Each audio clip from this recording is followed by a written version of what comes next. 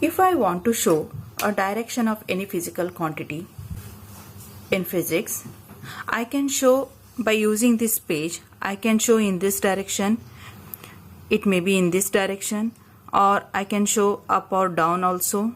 But what will happen if that direction which I wanted to show is perpendicular to this page?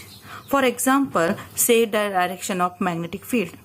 What will happen if the lines of magnetic field are going inside of this page or coming out of this page? Means if they might be like this, I can't show conveniently this thing which is perpendicular to this page in drawing. So for that purpose, we are going to use some sign conventions. What are the sign conventions we are going to use? Usually these sign conventions are used in a screw rule. If it is a cross, it is showing that the direction is in invert of this page. If it is a dot and circle, then the direction of the thing, whatever physical quantity you are considering, it is coming out of this page. So if it is cross, it is inside, it is going inside the page, means it's perpendicular to page and going inside the page. And if it is a dot and circle, it is coming out of the page and they are perpendicular to this page. Based on this diagram, we can say that here L is the length of this wire, certain wire, kept in a magnetic field which is perpendicular to this wire. Means the dot and circle shows that magnetic field is coming out of the paper. The I is the current flowing through this wire. Obviously, when current flows through this wire, it is called conventional current.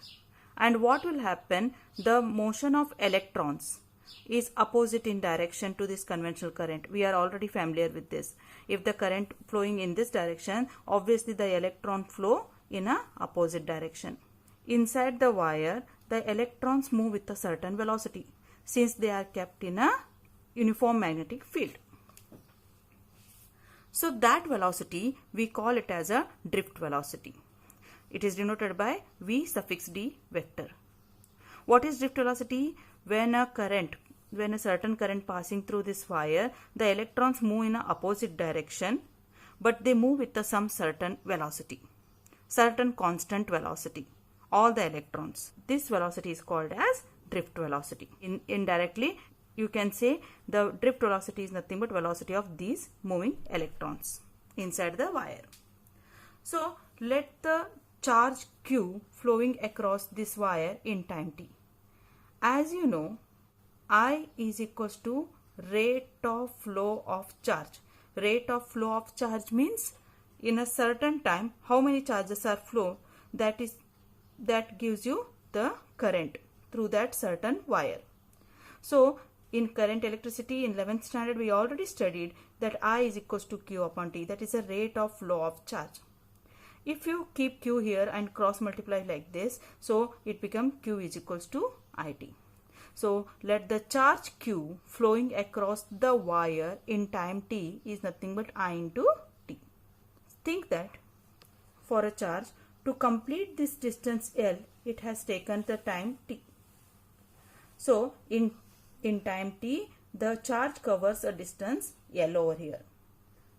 So if I take the velocity of that charge, here I am considering drift velocity, is nothing but displacement upon time.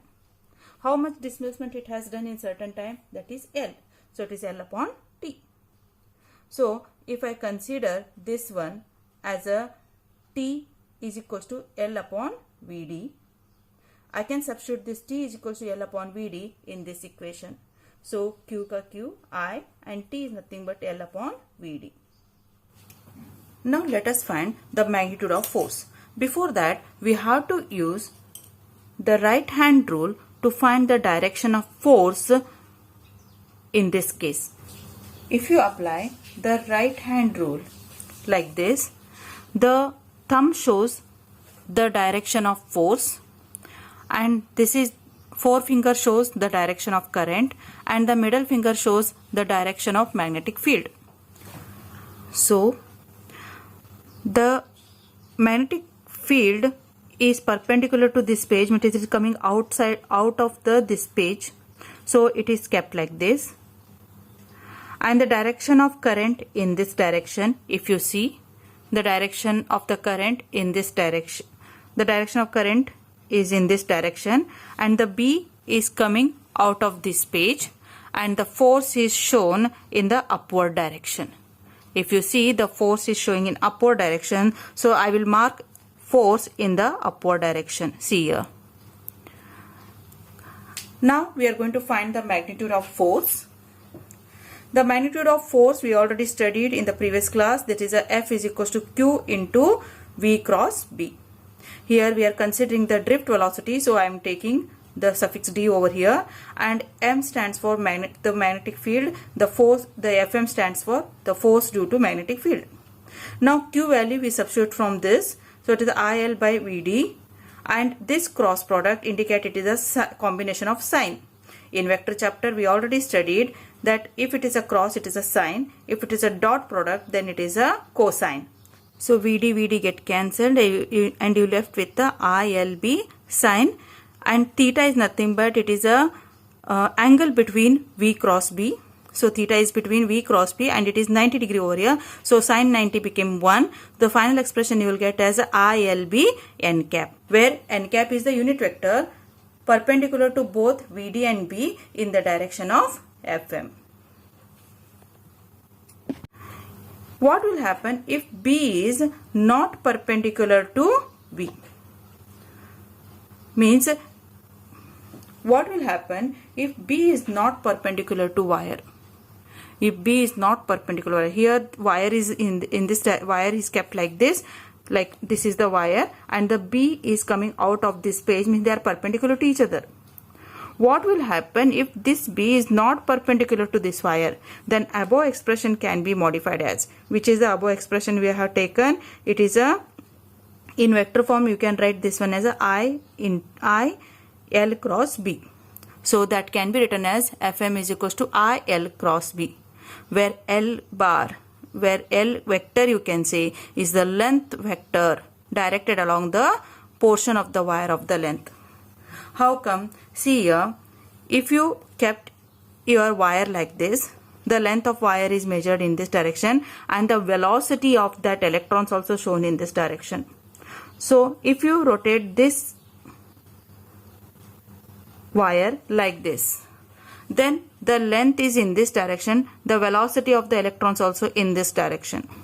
Means indirectly velocity, the direction of these electron velocity indicates the direction of length also. So length is considered as a vector quantity over here.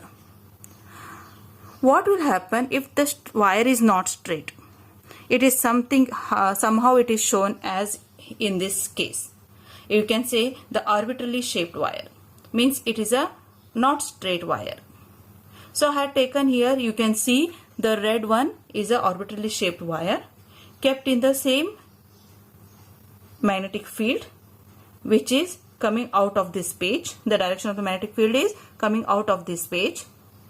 Now since it is a not straight, so what we will do, we will consider some infinitesimal segment, that is a short segment in this wire. Say I am going to consider the length dl over here.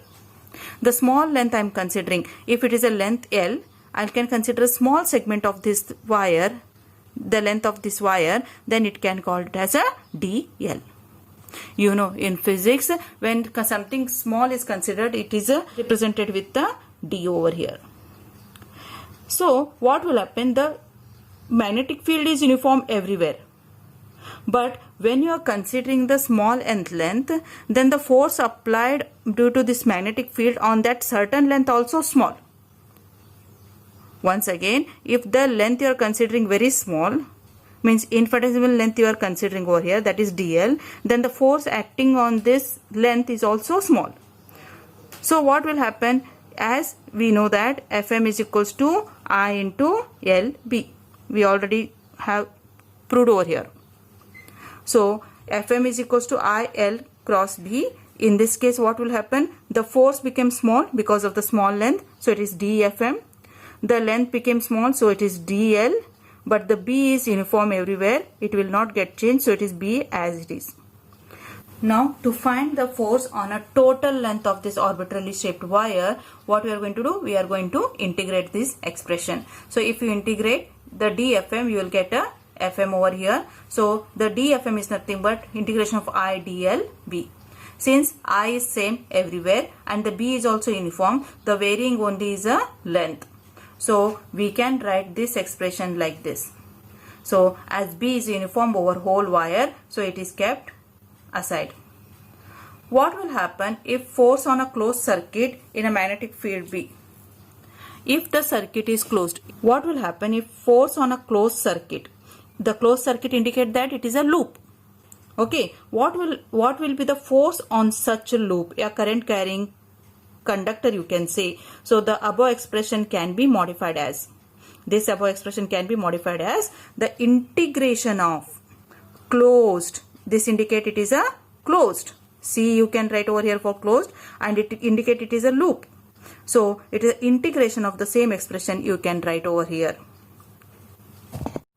Here, if you see, the integral is over the closed circuit. You have considered closed circuit for uniform B, but B will not change. That will be kept as it is. So what will happen? We can write that expression, above expression can be written as Fm is equals to I and the dl is kept in a bracket as a bracket quantity cross B. As I and B are not varying over here. So since it is a closed circuit, since here it is a closed circuit, so what will happen? The line of action for two forces acting on a dl have the same line of action when it is a closed surface, when it is a closed circuit. So what we will do? Since it is a closed circuit, the bracket quantity will become 0 over here because force acts on the same line in this case. So overall, if it becomes 0, 0 into anything will become 0. In that case, in the closed circuit, the force, when the closed circuit is kept in any magnetic field, the force act on it is 0.